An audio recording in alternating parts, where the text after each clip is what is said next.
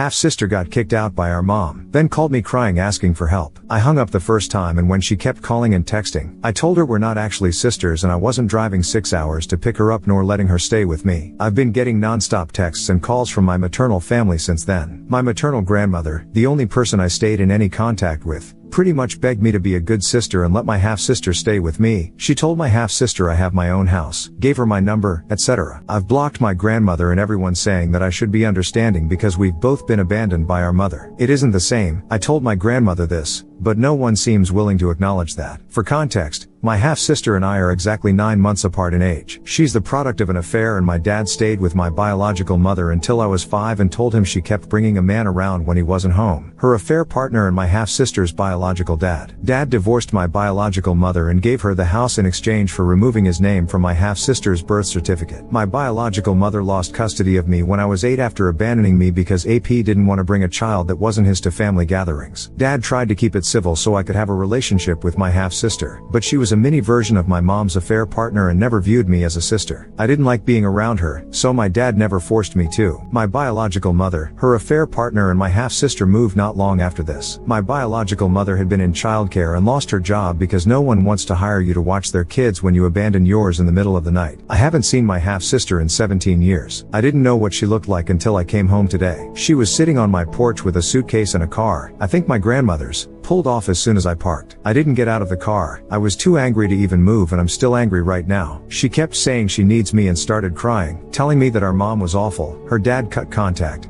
and my biological mother's new partner doesn't want her in his house. I live next door to my dad, so when my half-sister started knocking on my car window after I just stared at her, I called him and told him what was going on and asked what I should do. Dad told me to stay in my car and call the cops, say I had a trespasser, which I did. I didn't get out until the cops came, and when they did, my half-sister told them I agreed to let her stay and now I'm leaving her homeless. I just showed them the texts, specifically the only texts I gave in response to everyone demanding I let her stay no. And a text you have the space no to she's your sister no to can she please stay with you. Nothing but refusals before I blocked people. When my half-sister kept saying we're sisters, I told the cops I haven't seen this woman in 17 years. I don't know her. I didn't even know what she looked like. We're not family beyond sharing an egg donor. I went as far as unblocking my grandmother and calling her. I didn't even get to speak. She said/yelled, "Look, I love you, but you need to get over this. She's family and she needs you, and I've told your father you'd go to hell if he raised you to be so damn selfish, and you definitely will because she's going through the same thing you went through." She hung up right after and I told the cops they can book my half-sister or drop her at a shelter. I don't care. I just want her off my property. They took her and now I'm sitting here on my dad's couch wondering what the hell just happened. He doesn't want me staying alone right now in case they show back up. I'm so pissed right now. I don't get it. 17 damn years of no contact. I only speak to my grandmother on holidays. I don't know most of the aunts and uncles and cousins that blew up my phone, but because my biological mother pushed me out I have to do what they tell me to. I'm 25 years old. I've only had my dad and my paternal family for years. My biological mother and her family haven't done crap for me. None of them even know when my damn birthday is because even my grandmother texts me on the wrong day, not even a phone call. If my half-sister needs help so badly, one of you should help her. I don't know her. I don't know any of you either. I'm not letting an entire stranger into my house. And 6 hours is too far to visit when I had surgery, but not too far to try and force me to do something. Update: I checked the camera footage last night/this morning. My half-sister and my maternal grandmother had been looking under mats, rocks, in potted plants, the mailbox, and checking the doors. Probably were looking for a spare. I don't keep one on my property and my dad, grandma, and grandpa have keys they keep with theirs. My uncle did an overhaul of mine and dad's cameras. We now have ones that send notifications to our phones when motion is detected. Also got Ring doorbells for the front and back doors. There are other features and all the cameras are better hidden as well. I went to the police department while he was doing this and brought my grandpa with me. My half-sister was booked for trespassing, but not held very long since my maternal grandmother picked her up from the station. They stuck to the lie of me offering my half-sister a place to stay and gave statements. Not sure how that's going to go, but I'm taking steps to protect myself, my property, and my dad and his property. My half-sister doesn't have a record beyond this, so this was her first offense. I don't know how I feel about that tbh. It sounds awful, but I had hoped she would have at least one prior because commenters make it seem like that would make the outcome of a permanent restraining order and no trespassing order favorable. My maternal grandmother does have a record though. Harassment, trespassing, and domestic violence. I shared this with the police as well. Either way, I was able to get a temporary restraining order today, so there's that. I gave the camera footage to the police alongside copies of the texts, printed out and on USB, gave a statement, and they called a judge to get the temporary restraining order issued. I talked with them about other things like self-defense recommendations, overhauling my security system, getting a gun for protection, and so on. I was really anxious and just kept talking because it finally hit me that these people know where I live and they're willing to make the 6 hours to harass me and get inside my home. The texts and voice messages haven't stopped. I unblocked and muted. There are direct and indirect threats. My maternal grandmother is adamant that since I have an entire house to myself, a stable job, and no children, I will be housing my half-sister or she'd give me the ass whopping my dad should've. My half-sister has only left one voice message about coming over later today and that she's staying with me because that's what blood does. They help. When there was no response, she sent multiple texts telling me I need to be more understanding, that she's in a tough spot, and that she's moving in for at least a week until she's able to support herself. It's 7 days to gain tenancy here. Additional clarification for people asking about the age gap. I'm a February 1st baby, my half-sister is a November 29th baby. I say exactly 9 months because I'm not counting the weeks and days. Just felt that people knowing we're the same age was relevant and gave context to why I have no relationship with her. I don't know if she was premature. I never asked TBH and there are people saying they have similar gaps around them, so I have nothing to add. Multiple people also asked if I hate my half-sister and that I sound resentful for things she said as a child and for things her parents did. In my first post, I talked to someone in the comments and admitted that had this been a few years earlier, I may have helped my half-sister without much thought. I know as children, she was just parroting her parents. I don't fault her for that, nor do I blame her for my biological mother abandoning me. But it's been 17 years. We've been legal adults for 7 of those years. She could have reached out at any point, but didn't, and said she had no sister. I also could have reached out at any point, but also didn't. I just moved on with my life. I was in therapy since I was abandoned and it took me years to move on from no one on that side actually wanting me. Now she's making herself a problem. My maternal grandmother aside, my half-sister was sitting on my porch with a suitcase ready to force herself into my home and life. She allowed herself to be driven 6 hours to my home, sat on my porch for half an hour, and then lied to police all after I said no multiple times. She never claimed me until she needed something, and now she's forcing herself into my life on the basis of being family. I don't hate her, that's too much energy, but I do resent her now alongside her grandmother and the rest of her family. I was ignored for years and now I feel unsafe in my own home just because my half-sister and those around her can't take no for an answer. This isn't about my biological mother's affair. This is about my half-sister and her family ruining my safe space, my home, with their crap. The past is a factor in that resentment now because, again, I haven't spoken to her in 17 years. I didn't know what she looked like, but suddenly we're sisters because she needs someplace to stay. I definitely resent that. Also, I feel validated in my choices, posting to Reddit, asking for and taking advice, listening to my dad. The attorney I spoke to pretty much said all the same things commenters have. Unblocking and muting to get an evidence of harassment. Calling the cops and showing them the messages because it proves there was no implied invitation. This is apparently the biggest thing I had to worry about because even letting my half-sister stay on my porch could have worked against me. Giving the cops the camera footage of my half-sister and my maternal grandmother looking for a spare key was also a good move. Even going about upgrading security, getting self-defense items, and asking the officers about self-defense recommendations and my wish to get a gun for protection works in my favor. It shows that even though this was my half-sister's first offense, I don't feel safe and she's a major cause of that. And I don't. So thank you again for all the advice. If they show up like they said, I'm gonna set off my security system and call the cops. Edit, from a comment. It wasn't active, the temporary restraining order, when I posted the update because they hadn't been served yet. They were found at a hotel near my home and were served. A neighbor saw them and called the police. I was reporting the text though. The temporary restraining order is on both my half-sister and my maternal grandmother. Final update, I'm alive and well. Texts and calls have all stopped. My entire neighborhood is on alert, and the family rotation continues. One of my friends stayed last night and a different friend agreed to stay tonight. Today will be spent with my aunt, the one with the keychain and fisticuff bracelet, and grandma. No one showed up at my house in the middle of the night. My aunt suggested making transcripts of all the saved voice messages, which I think is a pretty good addition to this to go along with a USB drive of them. So that'll be part of what I do today. The second piece of advice I have saved is about documenting every day, even if nothing happens, in a spiral notebook. I started on this immediately. We'll also be recording when I go to and from work or anywhere TBH. Also, multiple people on the door screws. That was among the first things done when I brought the house. And my windows were all changed on purchase as well. They're impact windows, so it'll take a lot of effort to break them. My uncle has always been big on home safety, so he did all of that with me. Even though I'm next door to my dad and fairly close to the rest of the family, he always says I'm still a woman alone in a house. You can never be too safe. I feel a bit better with all the advice offered. If anyone is having similar trouble, take the advice offered in the comments. It really helped and I'm grateful for all the help. Holiday vacations has officially been cancelled and refunded. Always invest in travel insurance. A lot of stories shared with me have me on edge about leaving my home unattended. My neighbors offered to watch my house, but I'd feel more comfortable being present if something happens. So this year I'm gonna be hosting Thanksgiving and potentially Christmas. My grandma suggested this and she's getting really into it. So today might also be shopping for decorations.